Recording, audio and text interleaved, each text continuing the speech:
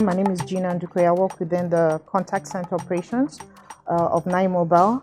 I manage the email unit where customers send in their mails through care, corporate care, and all the works for Nine Mobile. Hi, I'm Omololu Adedayo. I work with the government and regulatory affairs team for Nine Mobile.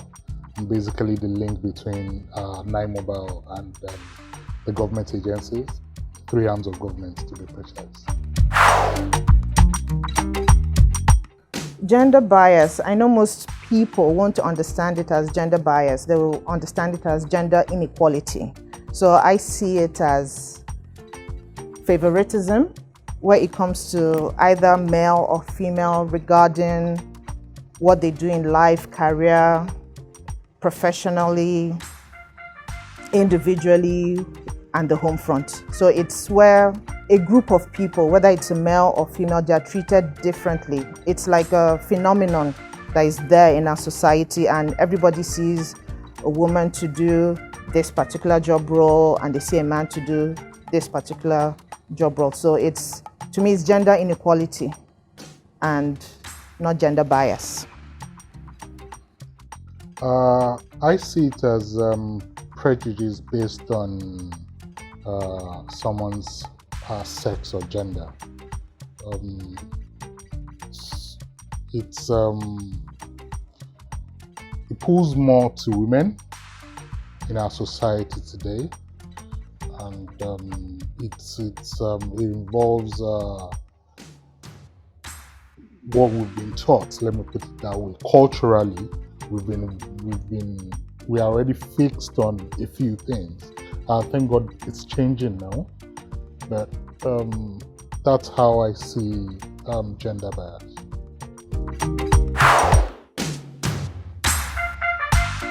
Well, as in the workplace, no, I haven't in the workplace. It's in the Nine Mobile environment, I don't think I've ever seen it happen or it happening before, because we've had chiefs within the organization, we've had women directors, which is a fantastic thing.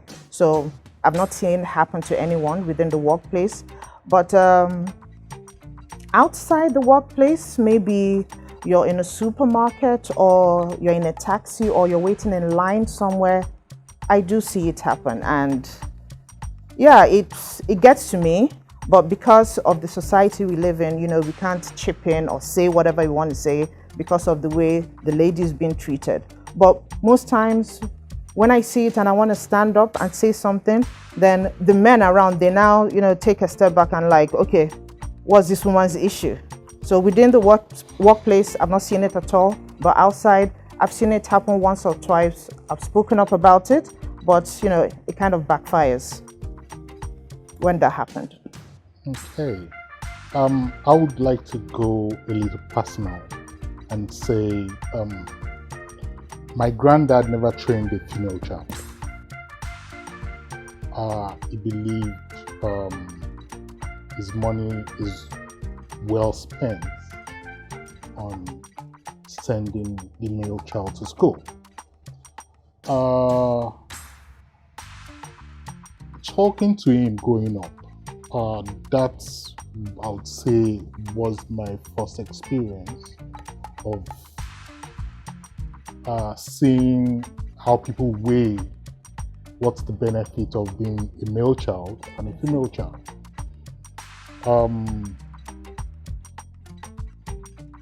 It changed when we were growing up because we were all sent to school.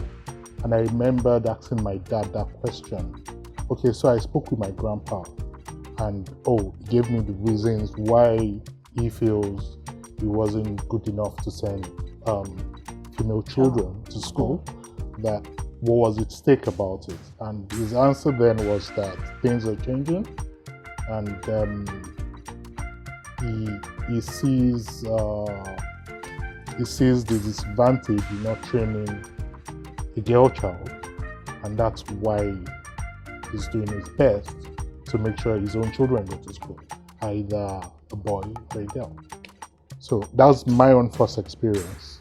It was his belief when my granddad was old, his female children were the ones that actually took care of him. So they were the ones, daddy, come and stay with me for 6 months. Then after 6 months, moves to the other female child.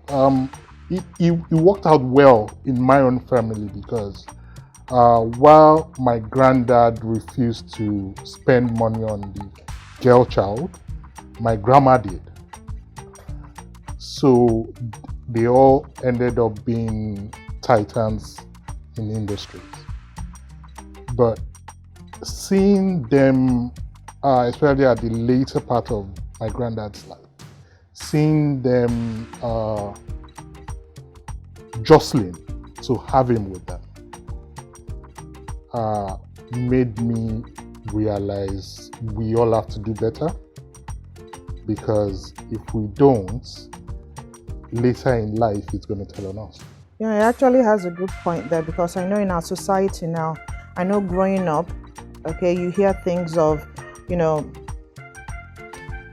I'm looking for a male child because they're going to do this for me in future, they're going to do that for me in future. You meet families that, you know, have like 6 women and 1 man, and you now ask them, they were like, my parents were looking for a male child. Okay, because they want someone to carry the family name, the tradition, they want someone to go ahead. But fast forward 20 years, all those elderly parents, grandparents that all wanted male children. 20 years forward now, it's the women that are taking care of them. It's the women building careers. They are the ones going into most of mechanics. We now have women mechanics. We now have women Uber drivers. This is what, this was not the norm like 30 years ago or 40 years ago, because our parents and grandparents didn't understand. They just thought everything was based on, you know, the male child. That's why I need to have a male child, so that they can go ahead and carry on with our legacy, our future, because they are the only ones that could take care of us. Based on what you said, the women are meant to be in the kitchen, but there's a reverse now. There's a switch in that stereotype that everybody always had. So I'm actually in agreement with what you just said.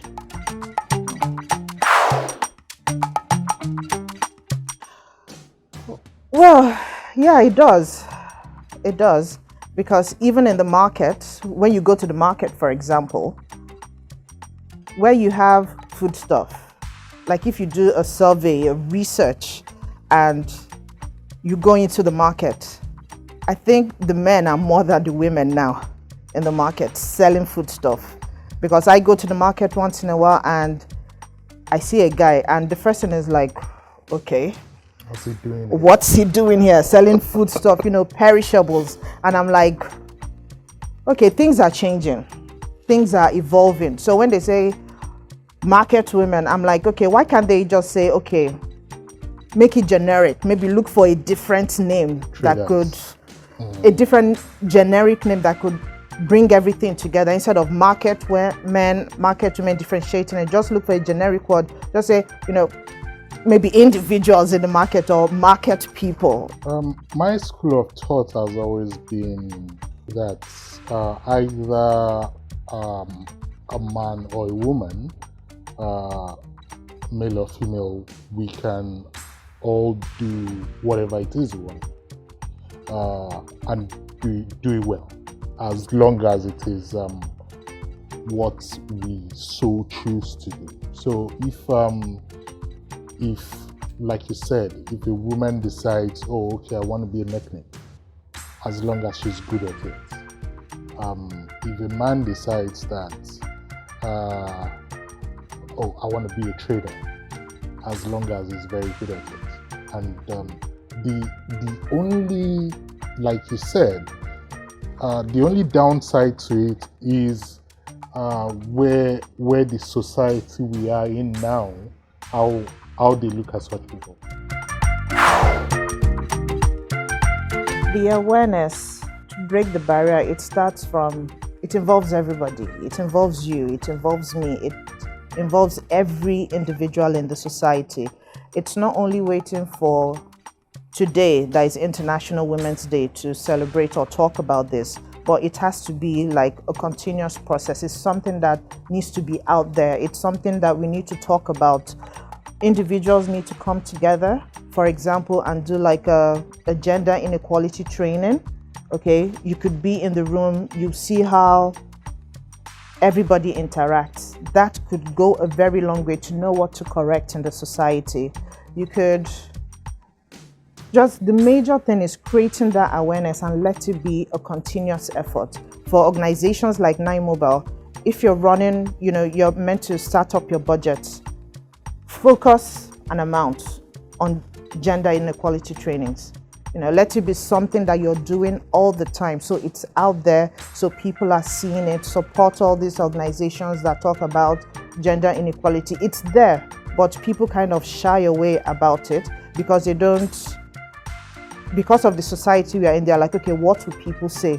How would they think? But if we come out there and talk about it every single day, I'm sure, that barrier will be broken within the society. I agree with you. Like you said, to me, it starts with the consciousness of identifying that gender bias actually exists. People need to know it exists. A lot of people out there will feel, even when they are biased against women, will feel, no, I'm not. Yeah. So we need people to understand that it exists. Yeah, and what it means. Point it out. And what it means, because they don't know the difference. They don't know what it is. Yes. It's not out there. In our families, what type of task do you give your male child? What type of task do you give your female child? This is where this thing starts from.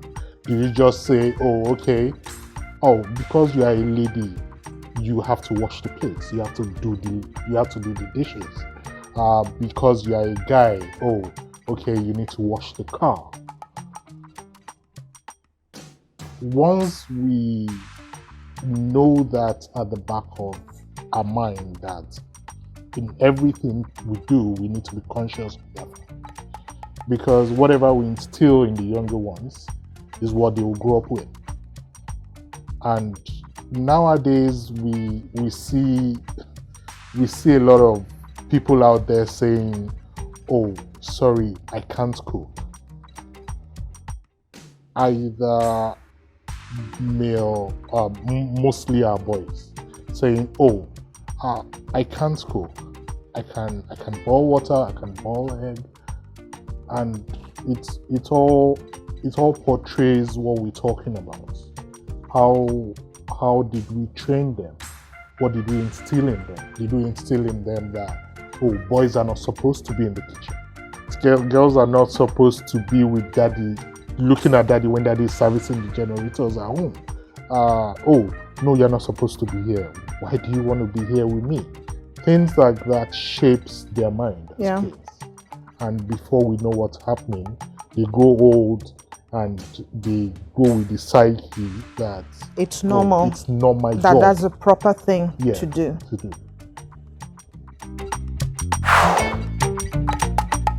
Today is International Women's Day. We join our voices with millions around the world to say, break the bias against women.